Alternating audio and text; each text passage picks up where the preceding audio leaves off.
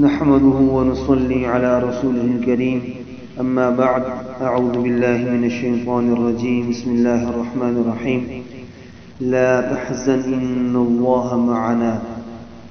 وقال النبي صلى الله عليه وسلم لكل نبي رفيق ورفيقي في الجنة أبو بكر أو كما قال عليه الصلاة والسلام۔ آج آپ کے سامنے میں خلیفہ اول اور نبی کریم صلی اللہ علیہ وسلم کے یار غار اور یار مزار سیدنا صدیق اکبر رضی اللہ تعالیٰ عنہ کی شان اور فضیلت کو قرآن اور حدیث کی روشنی میں بیان کرنے کی کوشش کروں گا، اور میری یہی کوشش ہوگی کہ میں روایات کا سہارا لوں اور قرآن کا سہارا لوں، ادھر ادھر کی باتوں سے اپنے آپ کو بچاؤں، تاکہ مختصر وقت میں سیدنا صدیق اکبر رضی اللہ تعالیٰ عنہ کی شان آپ کے سامنے بیان کر سکوں۔ تو سب سے پہلی بات یہ ہے کہ سیدنا صدیق اکبر رضی اللہ تعالیٰ عنہ صحابی رسول ہیں، اور صحابی اس کو کہا جاتا ہے کہ جس نے حالت ایمان میں سرکار دو عالم صلی اللہ علیہ وسلم کی زیارت کی ہو اور حالت ایمان ہی میں ان کا انتقال ہوا ہو۔ اور ہمارا اہل سنت کا یہ عقیدہ ہے کہ قیامت تک آنے والے سارے اولیاء اللہ نیک لوگ اکٹھے ہو جائیں، ایک صحابی کی شان کو پہنچنا ناممکن ہے، اس لیے کہ جس آنکھ نے حالت ایمان میں چہرہ انور صلی اللہ علیہ وسلم کی زیارت کی، اس کا مقابلہ نہیں ہو سکتا۔ اور قرآن میں کئی مقامات پر اصحاب رسول صلی اللہ علیہ وسلم کی شان و عظمت بیان ہوئی۔ آسان لفظوں میں سمجھنا ہو تو رب تعالی نے ارشاد فرمایا کہ رضی اللہ عنہم ورضوا عنہ،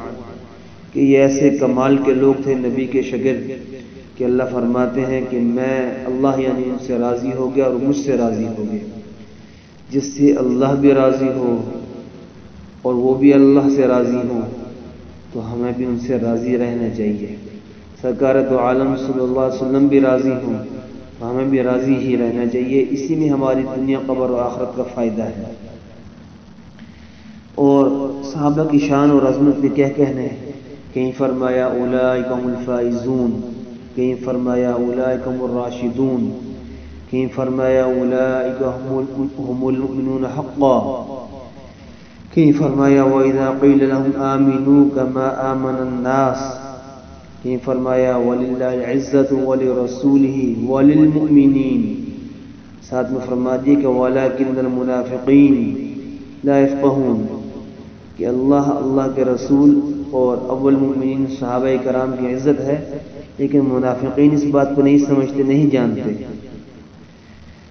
اور جو اللہ نے اعلان فرمایا کہ فَإِنْ آمَنُوا بِمِثْلِ مَا آمَنْتُمْ بِهِ فَقَدِ اهْتَدَوْا، اگر تم ان جیسا یعنی صحابہ جیسا ایمان لاؤ گے تو تم ہدایت پا جاؤ گے۔ تو چند آیات میں نے مختصر آپ کے سامنے ذکر کر دی، باقی یہ ہمارے ذہن میں ہونا چاہیے کہ جس سے ہمارے نبی محبت فرمائیں ہمیں بھی اس سے محبت کرنی چاہیے۔ اگر ہمارا دعویٰ ہے کہ ہم عاشق رسول ہیں، نبی کو ماننے والے ہیں، نبی سے محبت کرنے والے ہیں، تو جس سے ہمارے نبی نے محبت کی ہماری اس سے محبت ہونی چاہیے۔ جس کی عظمت کو ہمارے نبی نے بیان فرمایا ہمیں اس کی عظمت کو تسلیم کرنا چاہیے، اس کی عظمت اور عزت کو اپنے ایمان کا حصہ ماننا چاہیے۔ تو سیدنا صدیق اکبر رضی اللہ تعالیٰ عنہ بھی ان خوش نصیب صحابہ میں سے ہیں کہ جنہوں نے حالت ایمان میں ایک بار نہیں کئی بار جو ہے سرکار دو عالم صلی اللہ علیہ وسلم کی زیارت کی، اور آپ کے انتہائی قریب جو صحابہ تھے ان میں اللہ نے آپ کو جو ہے وہ شامل فرما دیا تھا۔ اب چند روایات میں آتا ہوں۔ ایک تو یہ روایات میں آتا ہے کہ سیدنا صدیق اکبر رضی اللہ تعالیٰ عنہ ایمان لانے سے پہلے بھی بہت اچھے شرفاء میں ان کا شمار ہوتا تھا، اور اللہ نے ایمان کی دولت جب عطا فرمائی تو بھی آپ کو آپ صلی اللہ علیہ وسلم کی قربت جو ہے نصیب فرمائی، یہ ہر کسی کو نہیں ملتی، یہ خوش نصیب لوگوں کو ملا کرتی ہے۔ ہمیں تو آپ صلی اللہ علیہ وسلم کے نام ہی کافی ہے، بس ہم اسی نام پر جو ہے زندگی گزار دیں اگر، تو ہماری دنیا قبر اور آخرت جو ہے وہ سنور جائے گی۔ تو ایک روایت میں آتا ہے، اس کو مفہوم ہے کہ ایک بار سرکار دو عالم صلی اللہ علیہ وسلم مسجد میں داخل ہوئے، ابو بکر اور عمر آپ کے ساتھ تھے رضی اللہ تعالیٰ عنہ، تو آپ ان کے ہاتھ پکڑے ہوئے تھے، تو آپ نے فرمایا کہ قیامت کے دن بھی ہم اسی طرح اٹھائے جائیں گے۔ تو سوچ لیں کہ دنیا میں بھی سرکار کے ساتھ رہا ہو، آج مزار میں بھی سرکار کے ساتھ آرام فرما رہا ہو، قیامت کے دن بھی آپ کے ساتھ جو ہے جس کو اٹھایا جائے گا، اس کی شان اور عظمت کتنی بلند ہوگی۔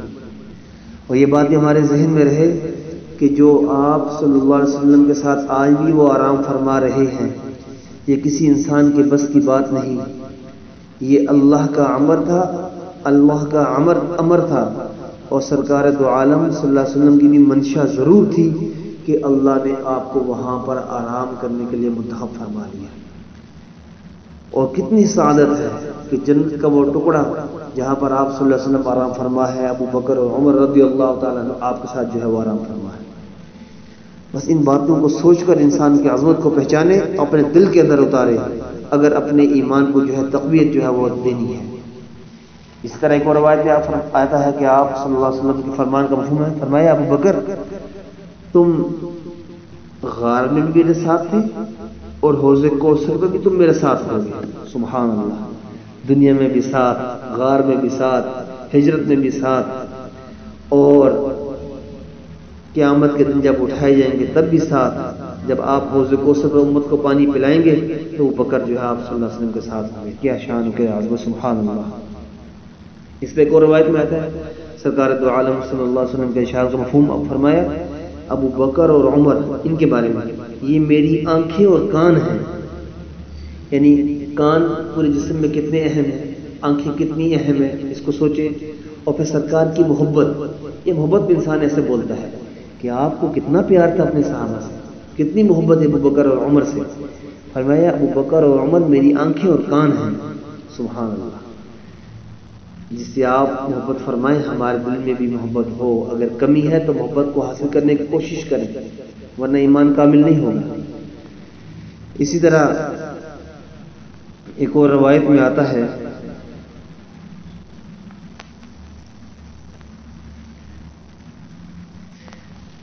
روایت کا مفہوم ہے کہ سرکار دو عالم صلی اللہ علیہ وسلم نے فرمایا کہ ابھی جبریل میرے پاس آئے اور انہوں نے میرا ہاتھ پکڑ کر مجھے جنت کا وہ دروازہ دکھایا جس سے میری امت داخل ہوگی۔ تو بکر رضی اللہ تعالیٰ نے فرمایا یا رسول اللہ صلی اللہ علیہ وسلم، میری خواہش ہے کہ میں بھی آپ کے ساتھ ہوں، حتیٰ کہ میں بھی اس دروازے کو دیکھوں۔ تب سرکار دو عالم صلی اللہ علیہ وسلم نے ارشاد فرمایا او بکر سنو،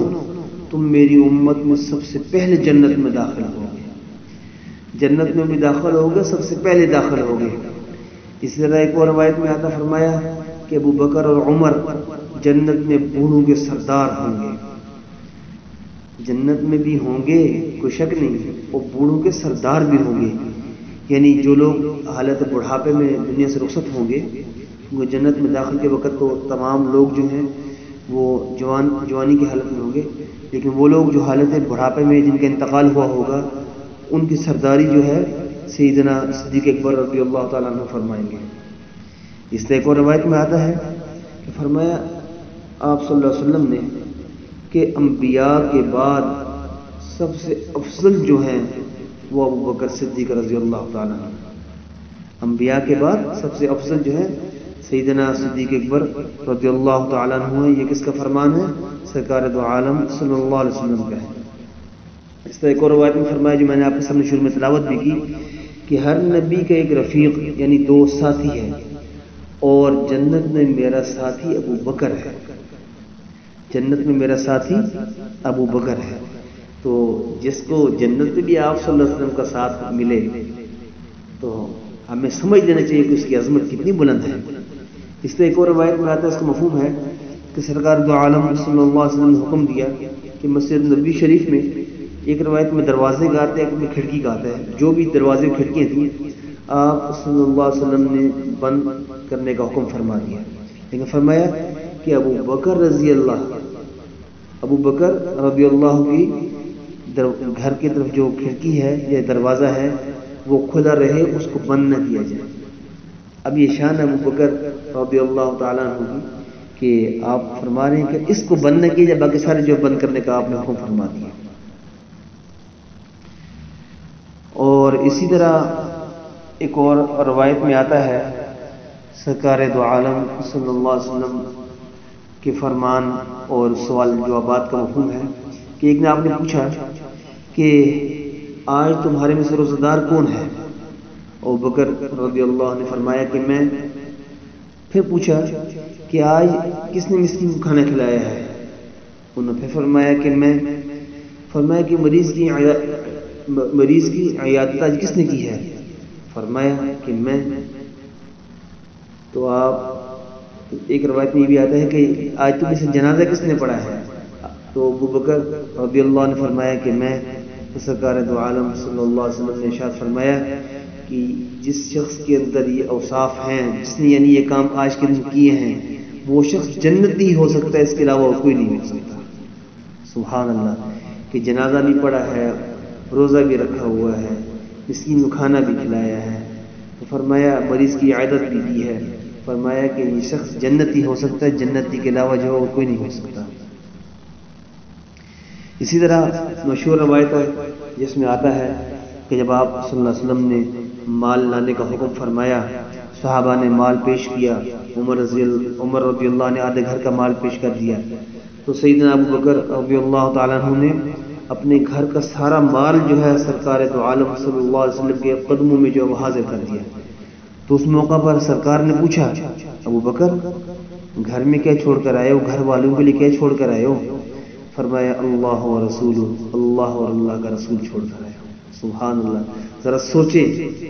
سوچیں تاکہ سمجھ آئے کہ ابو بکر کی عظمت کیا ہے۔